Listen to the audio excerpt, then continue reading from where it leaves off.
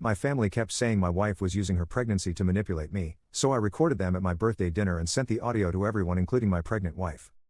This happened last week and my family is absolutely losing their minds, but I think what I did was completely justified. My wife Sarah is 7 months pregnant with our first child and has been dealing with some pretty intense pregnancy symptoms. My family has been making comments about how she's milking it and using the pregnancy to control me for months now, and I finally had enough. Let me give you some background. Sarah and I have been married for 3 years and this pregnancy was very much planned and wanted by both of us. Sarah works as a nurse and has always been incredibly independent and strong. She's not the type to complain about anything or ask for help unless she really needs it. But this pregnancy has been rough on her. She had severe morning sickness that lasted well into her second trimester, she's developed pregnancy-induced hypertension that requires monitoring, and she's been experiencing really bad sciatica that makes it painful for her to stand or walk for long periods. Her doctor has told her to take it easy and avoid stress as much as possible. Because of all this, I've been stepping up to help more around the house. I do most of the grocery shopping now, I've taken over cooking dinner most nights, and I help her with things like putting on shoes or getting up from low chairs when her back is bothering her.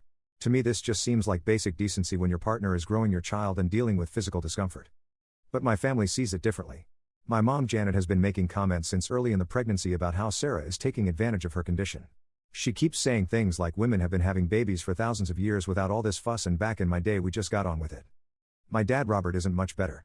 He constantly makes jokes about how I'm whipped and how Sarah has me wrapped around her little finger. He acts like me helping my pregnant wife is somehow emasculating or embarrassing. My sister Michelle is the worst though. She had 2 kids and apparently had easy pregnancies, so she thinks every woman should have the same experience. She's constantly making comments about how Sarah is exaggerating her symptoms and playing up the pregnancy to get out of doing things. The comments really ramped up about 2 months ago when Sarah had to leave my nephew's birthday party early because she was feeling dizzy and nauseous. Instead of being concerned about her well-being, my family immediately started whispering about how she was being dramatic and ruining the party. A few weeks later, Sarah couldn't come to my cousin's wedding because she was having bad cramping and her doctor advised her to rest. My family was furious and said she was making excuses and trying to control whether I went to family events. They kept pressuring me to go without her, which I refused to do because I wanted to take care of my wife. Then last month Sarah had to ask me to help her put on her shoes before we left for dinner at my parents' house because bending over was causing her severe back pain. My mom saw this and later pulled me aside to say that Sarah was being manipulative and training me to wait on her hand and foot. I tried to explain that Sarah is dealing with real physical limitations because of the pregnancy, but my mom said I was making excuses for her and that she was using the baby to get out of normal adult responsibilities. She said that if I didn't set boundaries now, Sarah would walk all over me after the baby was born. Every family gathering became tense because they would make passive-aggressive comments about Sarah's pregnancy symptoms or give me grief for being attentive to her needs. They would roll their eyes when I helped her sit down or brought her water without being asked. They acted like I was being ridiculous for treating my pregnant wife with care and consideration. The breaking point came 2 weeks ago at a family barbecue. Sarah was having a particularly rough day with her sciatica and was trying to find a comfortable position to sit. I kept checking on her and adjusting pillows behind her back to help her get comfortable. Michelle watched this for about 10 minutes, then loudly announced to the whole family, "Oh my God, look at this performance. She's got him trained like a dog." I was pregnant too and I didn't need my husband to fluff my pillows every 5 minutes. Sarah heard this and her face just crumpled. She tried to excuse herself to go to the bathroom, but I could see she was crying. I followed her and found her sobbing, saying that she felt like she was being a burden and that maybe she really was being too needy. I was furious. Here was my pregnant wife who was already feeling vulnerable and uncomfortable, and my family was making her feel guilty for having pregnancy symptoms and needing support. I told her that she wasn't being needy at all and that my family was completely out of line. We left the barbecue early and Sarah spent the rest of the weekend upset and questioning herself. She started trying to hide her discomfort from me and refused help with things even when I could see she was struggling. She was so worried about seeming manipulative that she was making herself suffer unnecessarily. That's when I decided I needed to do something. I realized that my family would never stop making these comments as long as they thought I couldn't hear them or wouldn't stand up to them. I needed to get proof of what they were really saying so I could address it directly. My birthday was coming up the following week and I knew they would all be together at dinner. I decided to record the conversation to document exactly what they were saying about my wife when they thought I couldn't hear them properly. I downloaded a recording app on my phone and made sure it was ready to use during dinner. The plan was to find an excuse to step away from the table so they would feel free to talk about Sarah without me there to defend her. The dinner was at my parents' house and Sarah couldn't come because she had a doctor's appointment that afternoon and was feeling exhausted. I was actually glad she wasn't there because I suspected they would be more openly critical without her present. Sure enough, within the first hour my mom started making comments about how convenient it was that Sarah had missed another family event. Dad made a joke about how I was getting a taste of married life by having to show up alone. I just smiled and didn't respond because I wanted them to keep talking. About halfway through dinner I excused myself to go to the bathroom, but instead I went to the kitchen where I could hear their conversation clearly while staying out of sight. I started recording on my phone and just listened. What I heard was worse than I had imagined. Michelle immediately started talking about how Sarah was obviously faking half her symptoms and that she was using the pregnancy to turn me into her personal servant. She said that Sarah was smart because she had figured out how to get out of everything by claiming pregnancy problems. Mom jumped right in, agreeing that Sarah was definitely manipulating the situation. She said that she had been pregnant 4 times and never needed this level of coddling. She claimed that Sarah was setting a precedent where she expected to be waited on and that I was enabling her lazy behavior. Dad said that he was worried about me because Sarah was training me to be a pushover and that I needed to put my foot down before the baby came. He said that if I didn't establish boundaries now, Sarah would use the baby to control me for the next 18 years. But then Michelle said something that made my blood boil. She said, "I honestly think Sarah got pregnant on purpose to trap him. She knew she could use the pregnancy and then the baby to never have to work again and just live off him like a parasite." Mom nodded and said, "That's exactly what I've been thinking. She quit her nursing job way earlier than necessary and now she's milking every little ache and pain to avoid any responsibility. She's got him convinced she's this fragile flower when really she's just lazy." Dad laughed and said, "Well, she picked the right sucker. He's so worried about being a good husband that he can't see he's being played. She's probably laughing at how easy it is to manipulate him." Michelle added, "The worst part is how she puts on this innocent act like she doesn't know what she's doing. But you can see in her eyes that she knows exactly how to push his buttons. She's got him doing everything for her while she sits around like a princess." I was recording all of this and getting angrier by the minute. But then Mom said the thing that really sent me over the edge. "I just hope he realizes what kind of person he married before it's too late. This baby is going to be born and she's going to use it as an excuse to never lift a finger again. She'll have him working himself to death while she plays the victim and acts like motherhood is the hardest job in the world." I had heard enough. I walked back to the dining room with my phone still recording and sat down like nothing had happened. They all immediately changed the subject and started talking about sports like they hadn't just spent 10 minutes tearing my wife apart. I stayed for another hour listening to them make subtle digs about Sarah while acting like loving, concerned family members to my face. Every comment about how I looked tired or how I seemed stressed was clearly their way of blaming Sarah for my condition. When I got home I was still furious, but I didn't say anything to Sarah because I didn't want to upset her. Instead, I spent the evening thinking about what to do with the recording. I knew I had evidence of exactly what my family thought about my wife, but I wasn't sure how to handle it. The next morning I made my decision. I transcribed the entire recording so I could see their exact words in writing. Then I sent the audio file along with the transcription to every single person who had been at that dinner. I included my parents, Michelle, my brother who had been there but stayed quiet, and my uncle and aunt who had also heard some of the conversation. I sent it in a group text with this message: "Since you all seem to have strong opinions about my wife and marriage that you're not comfortable sharing with me directly, I thought you should hear how you sound when you think I'm not listening. Sarah is not manipulating me. She's pregnant with your grandchild/nephew and dealing with real medical issues. Your behavior toward her has been cruel and unacceptable. Until you can treat my wife with basic respect and dignity, we won't be attending any more family events." Then I sent a separate message to Sarah with a recording and transcription. I told her that I wanted her to hear what my family was really saying so she would understand that their treatment of her wasn't her fault and that she had every right to feel hurt by their behavior. The response was immediate and explosive. My phone started ringing within minutes. Mom called first, absolutely screaming about how I had betrayed the family by recording a private conversation. She said I had violated their trust and that what they said was just venting and didn't reflect their real feelings. I told her that if those weren't their real feelings, then why did they say them? I pointed out that they had called my wife lazy, manipulative, a parasite, and a gold digger. I said that venting doesn't excuse talking about a pregnant woman like she's some kind of con artist. Mom tried to backtrack, saying they were just concerned about me and that they only want what's best for our marriage. I reminded her that she had literally said she hoped I would realize what kind of person I married, which didn't sound like someone who wanted what's best for my marriage. Michelle called next and was even more furious. She accused me of setting a trap and said that I was just as manipulative as Sarah. She claimed that I had taken their words out of context and that they were just worried about how much I was doing for Sarah. I asked her to explain how calling my wife a parasite who got pregnant to trap me was taken out of context. She couldn't answer that, so she started crying and saying that I was destroying the family and that Sarah had turned me against them. Dad's call was the worst. He was livid that I had gone behind their backs instead of talking to them directly. He said that men should handle things man to man and that involving Sarah was cowardly and manipulative. I pointed out that I had tried talking to them directly multiple times about their treatment of Sarah, but they had always dismissed my concerns or made excuses. I said that maybe if they had listened when I tried to address things respectfully, we wouldn't be in this situation. He said that I was choosing a woman over my own family and that I would regret this when my marriage inevitably failed. He claimed that Sarah would show her true colors eventually and that I would come crawling back to them for support. The extended family members had mixed reactions. My uncle was embarrassed and apologized for not speaking up during the conversation. He said he hadn't agreed with what was being said but didn't want to cause drama at a family gathering. My aunt was more defensive and said that while the language was harsh, they were just worried about me. But Sarah's reaction was what mattered most to me. When she listened to the recording she cried, but she also said she felt validated knowing that she wasn't imagining their hostility toward her. She had been questioning herself and wondering if she really was being too needy or dramatic about her pregnancy symptoms. Hearing them call her manipulative and lazy when she's dealing with legitimate medical issues while growing our child made her realize that the problem was never with her behavior. The problem was with their attitude toward pregnancy and women in general. She said she was grateful that I had recorded it because now she knew exactly where she stood with my family and could stop trying to win them over or prove herself to them. She said it hurt to hear those things, but it was better than continuing to wonder why they always seemed annoyed with her. Update 1. The fallout from sending that recording has been intense. It's been a week now and my family is still completely losing their minds about it.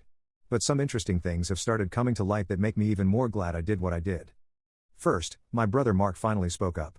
He called me 2 days after I sent the recording to apologize for not defending Sarah during that conversation. He said he was uncomfortable with what was being said, but he didn't want to rock the boat with our parents. But then he told me something that made everything click into place. He said that our mom has been making these kinds of comments about Sarah since before we even got married. Apparently during our engagement Janet was telling people that Sarah was only marrying me for financial security and that she was too independent to be a good wife. Mark said that when we announced the pregnancy Janet's first reaction wasn't excitement about becoming a grandmother. Instead she said, "Well, I hope she doesn't think this means she can quit working and live off him." Mark said he was shocked by the response but didn't say anything because he thought it was just an initial reaction. He also told me that Michelle has been pushing our parents to be more critical of Sarah because she's jealous of how supportive I am during the pregnancy. Apparently Michelle's husband wasn't very helpful during her pregnancies and she resents seeing me be attentive to Sarah's needs. This explains so much about why the criticism seemed to escalate over time. It wasn't just about them thinking Sarah was being dramatic about pregnancy symptoms. They had already decided she was wrong for me and were looking for reasons to justify their dislike. The second major development was a call from my grandmother on my dad's side. She had heard about the family drama from my aunt and wanted to get the full story. When I told her what had been said about Sarah, she was appalled. Grandma told me that she had noticed how my family treated Sarah at gatherings but hadn't realized how bad it had gotten. She said that she thought Sarah was lovely and that she could see how much we loved each other. She was furious that they were talking about her great-grandchild's mother like that. But here's the kicker, Grandma told me that Janet had been saying similar things about her when Dad was dating her 40 years ago. Apparently my dad's family thought Janet was too needy and manipulative when she was pregnant with me. Grandma said the irony of Janet now criticizing another pregnant woman the same way she had been criticized was not lost on her. Grandma also revealed that Michelle has always been competitive with other women in the family and has made nasty comments about every girlfriend or wife that her brothers have brought around. She said Michelle has issues with women and tends to see other females as threats to her position in the family. This conversation with Grandma was eye-opening because it made me realize that this wasn't really about Sarah or her pregnancy. This was about deeper family dynamics and patterns of behavior that had been going on for decades. Meanwhile, Sarah has been doing much better since hearing the recording. I know that sounds counterintuitive, but she said that knowing the truth about what they think has actually been liberating. She stopped trying to prove herself to them or win their approval and instead is focusing on her health and our baby. Her pregnancy symptoms haven't changed, but her stress levels have decreased significantly now that she's not constantly worrying about whether she's doing something wrong or being too demanding. She's back to asking for help when she needs it instead of suffering in silence to avoid seeming manipulative. But the most satisfying part has been watching my family scramble to do damage control now that their true feelings are out in the open. They've all been calling other family members trying to spin the story and make themselves look like the victims. According to my cousin who heard it secondhand, Janet is telling people that I secretly recorded them and violated their privacy while conveniently leaving out what they actually said about Sarah. She's trying to make it sound like they were having a normal concerned conversation and I overreacted. Michelle is apparently telling people that Sarah coached me to record them and that this is all part of her plan to isolate me from my family. She's claiming that Sarah is controlling me and that the recording proves how manipulative she is. The problem with their damage control attempts is that I sent the actual recording to multiple family members so people can hear exactly what was said. They can't really deny calling Sarah a parasite and a gold digger when it's right there in their own voices. Some extended family members have reached out to express their support for Sarah and me. My cousin's wife said she was disgusted by what she heard and that she doesn't blame us for wanting space from that toxicity. My uncle said he's always liked Sarah and thinks my immediate family owes her a massive apology. But Janet, Robert, and Michelle are doubling down instead of apologizing. They're acting like they're the ones who were wronged and that I should be apologizing to them for recording their conversation. They seem to think that saying horrible things about my pregnant wife is fine as long as they thought I couldn't hear it. Yesterday Janet sent me a long text message saying that she forgives me for betraying the family but that I need to come to my senses and realize that Sarah is driving a wedge between us. She said that if I choose Sarah over family I'll end up alone and divorced in a few years. I responded by telling her that I didn't choose Sarah over family. I chose my wife and unborn child over people who were treating them with cruelty and disrespect. I said that a real family would be excited about the baby and supportive of the mother instead of looking for ways to tear her down. I also pointed out that she was literally proving my point by continuing to blame Sarah for the situation instead of taking responsibility for her own words and actions. I told her that until she could acknowledge what she did wrong and make a genuine apology to Sarah, there was nothing more to discuss. Sarah and I have decided that we don't want any of them at the hospital when the baby is born. We originally planned to have both sets of grandparents there for the birth, but after everything that's happened, we want that experience to be peaceful and positive. We're also not doing any family gatherings for the holidays this year. Sarah's due date is in early December, so we'll have a newborn anyway, but even if we didn't, we're not subjecting ourselves to more of their toxic behavior during what should be a happy time for our new family. Update 2, final. It's been 3 weeks since I sent that recording, and the situation has reached its conclusion in a way I never expected. My family's response to being called out has been so extreme and revealing that it's actually made our decision about the future much easier. 2 days after my last update, Michelle showed up at our house unannounced while I was at work. Sarah was home alone resting when Michelle started pounding on our door demanding to be let in. When Sarah answered the door, Michelle immediately started screaming at her, calling her a manipulative witch and blaming her for destroying the family. Sarah tried to close the door, but Michelle pushed her way inside and continued yelling. She accused Sarah of coaching me to record them and said that Sarah was using the pregnancy to turn me against my own family. She called Sarah a gold digger and said that everyone could see through her innocent act. The worst part was when Michelle grabbed Sarah's arm and said, "You think you're so smart, but I see right through you. You got pregnant on purpose to trap my brother, and now you're trying to isolate him from people who really love him." Sarah managed to get away and locked herself in our bedroom while calling me at work. She was crying and shaking when I got home 20 minutes later.